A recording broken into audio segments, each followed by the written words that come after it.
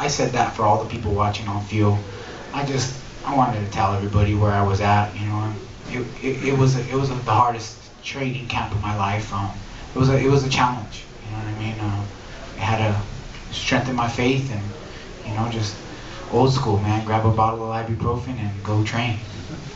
And Dana, can you maybe talk about Diego? I mean, obviously, you know, you mentioned guys like, hey, Chuck Liddell will always be a part of the organization, Matt Hughes, Forrest Griffin, but it seems like Diego's becoming one of those guys. Every time he fights, it's a battle. You know, you're gonna have a great fight. No, we were saying in my room in the back when we went back there, name the last time a Diego Sanchez fight sucked. Doesn't happen. Guy comes to fight, he's in your face, never been finished, never been knocked out, never been submitted. You know, he comes to fight and people respect him for it. Dana, Diego said he's interested in 155 also. Do you have a preference, or do you have any interest in seeing him back at 155? It's up to him, man. If he wants to cut the weight and go to 55, if he wants to stay at 70, I'm cool either way. Diego, in the third round, it seemed like Ellenberger started to fade a little bit.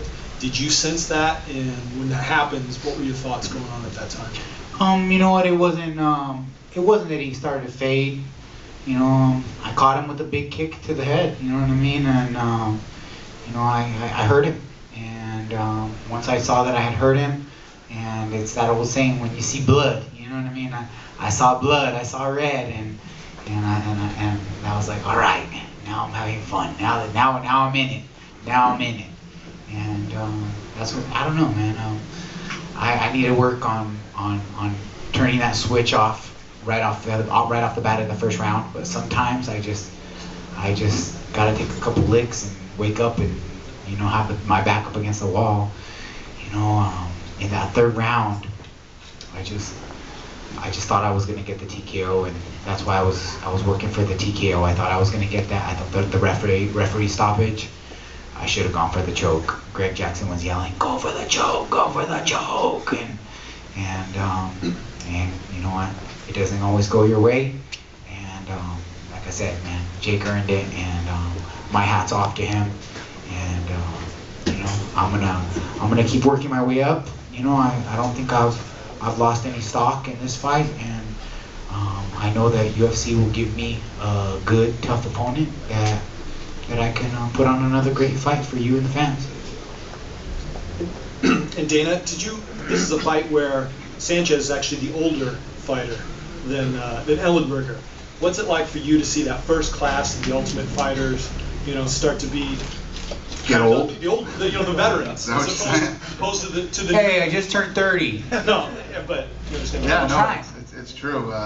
You know, these guys, you know, when you think about it, when you think about Diego Sanchez and a lot of these guys have been fighting in the UFC for like 7 years now, and you know, I think it's great. You know, the other thing, it's a testament to the first season of The Ultimate Fighter, how many good guys there were. You know, 7 years later, they're still around and still in it.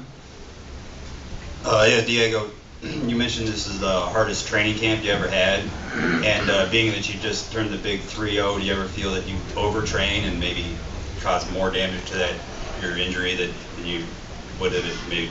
No, it has nothing to do with that. It was just a challenging camp. You know what I mean? All fighters go through it. It's just something that it happens, man. You're gonna have one of those hell camps where you're just like, your knees busted, your shoulders busted. You know what I mean? And then on top of it off, I sprained my ankles 3 weeks out. Like, you know what I mean? It's just, this is a rough sport. And you know what? I train at Jackson's, and we got like mostly 185 pounders, 205 pounders. You know what I mean? And 70. We got a bunch of guys, but it's battle, and I like training with the big guys. So you know what I mean? Injuries are gonna come.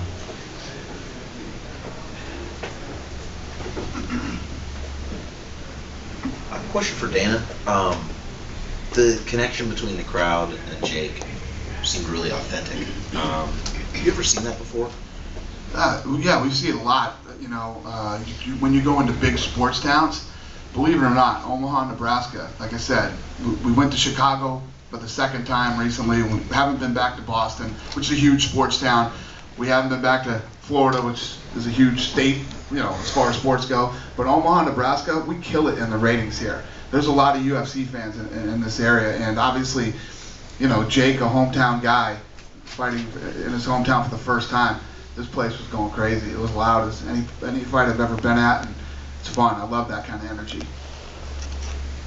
I don't know if I answered your question, but that's how I felt. Got to it. Diego, what was the game plan coming in for Ellenberger? Were you trying to get it to the ground and use your grappling skills? Were you confident you could take the best that he got and hurt him standing and then finish it on the ground? You know what? I didn't even think about taking him down, really. I just was like, if it presented itself, I was gonna go for it. But once the first round was over, like, he was so sweaty, and like when we like had a couple little tussles on the ground, he was so sweaty. I was like, nah, it's not even worth trying to take him down right now. He's like still sweaty, and I was just like, just wanted to try to knock him out, honestly. Did you think you were doing enough damage in that third round to warrant the stoppage?